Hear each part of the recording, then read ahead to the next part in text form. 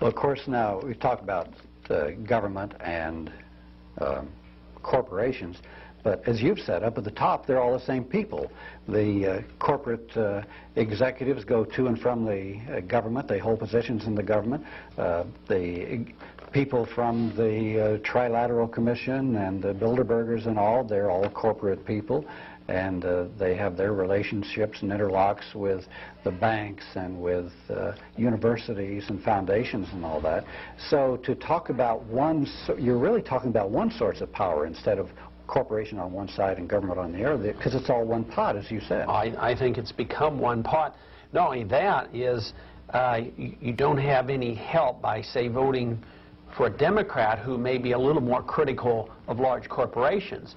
But we know Democrats are just as much in bed with big government, too. I mean, you take a Michael Dukakis, for instance.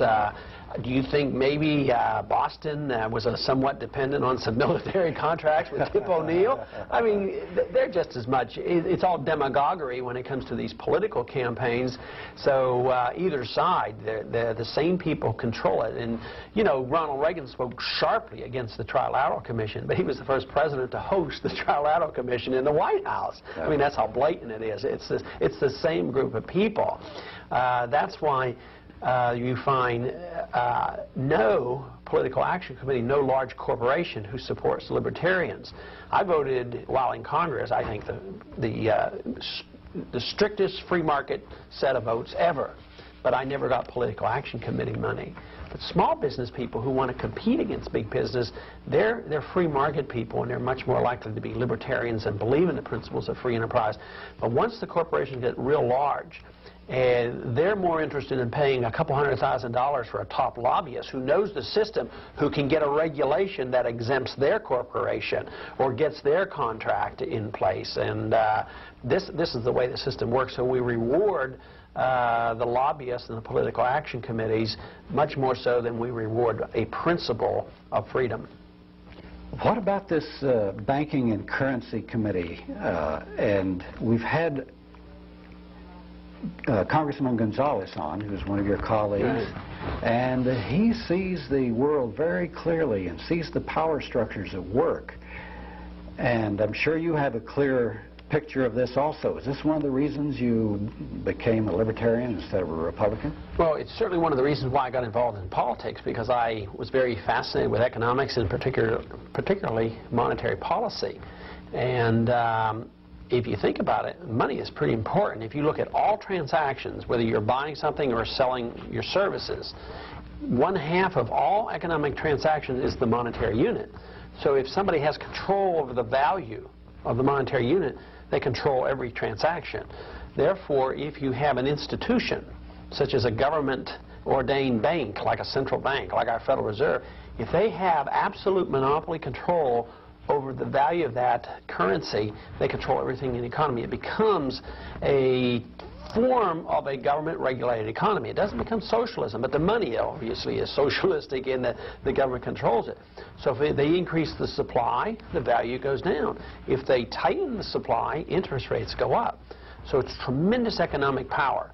And the insiders, those who know what the policy is, literally can benefit. They don't stuff their pockets and line their pockets with cash. That's not the way it happens. But those who are in the inside and knowledgeable will benefit because they know which direction interest rates are going and which way the economy is going. And if you look at the members of the Federal Reserve, you find out that they don't ask people like me to be on the Federal Reserve, even though I've had experience on studying the issue and been on the banking committee. They ask only the people who are casually referred to as the insiders, those from Wall Street and the banking industry, the Paul Volckers and the Alan Greenspans of the world. They're on the inside.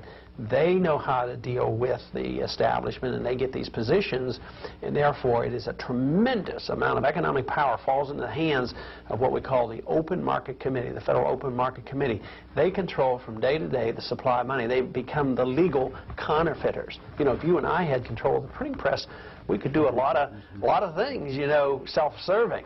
That's what happens when the politicians create the central bank that control the money. Now, this control of the central bank and the money goes on regardless of which party is in power, right?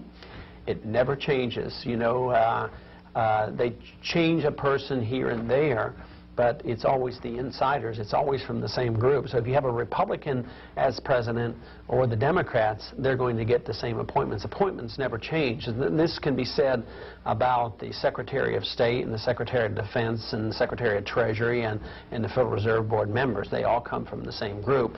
And even though, I guess naively, I was hopeful that the same group of individuals would not have as much power under Ronald Reagan.